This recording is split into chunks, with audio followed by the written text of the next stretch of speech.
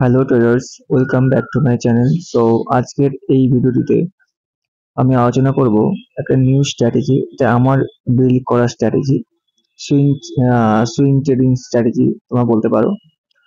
তো খুব কম সময়ে তোমরা ভালো ROI জেনারেট করতে পারো। সো আমি এই বিষয় নিয়ে আলোচনা করছি।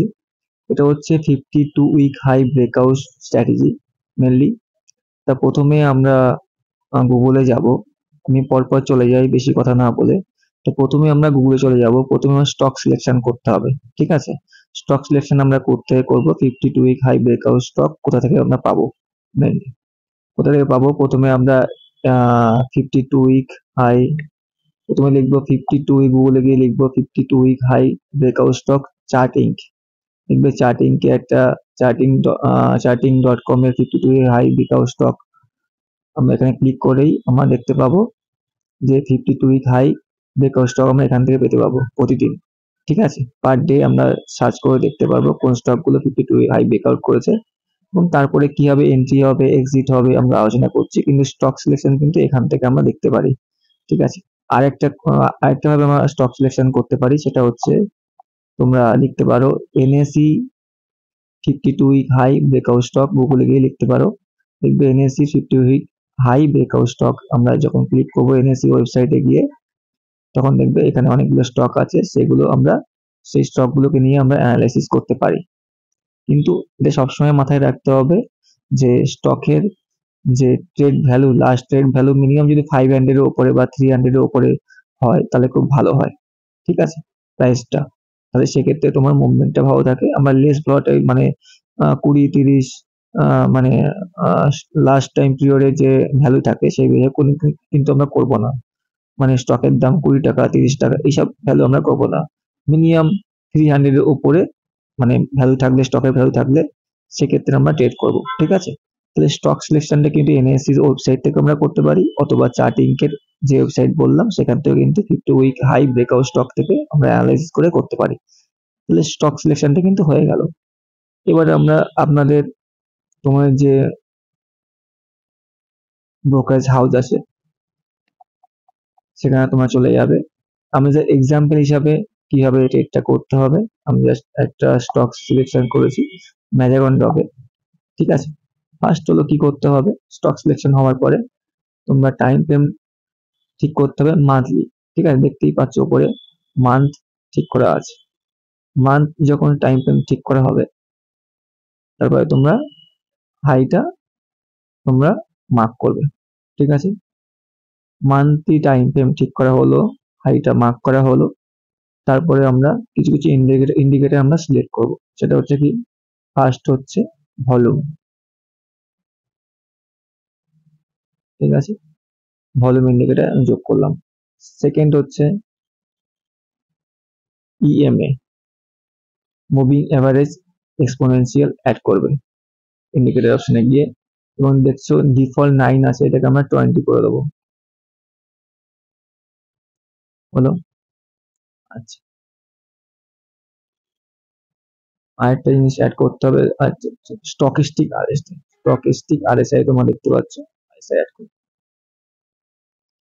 তাহলে আমরা কি বললাম, তো স্টক সিলেকশন হয়ে গেল, আমরা হাইটা মার্ক করলাম এবং ইএমএ যোগ করলাম, সেটা ডিফল্ট ছিল 9, সেটাকে 20 করলাম, ভলিউম ইন্ডিকেটর অ্যাড করলাম এবং স্টকিস্টিক আরএসআই অ্যাড করলাম, ঠিক আছে?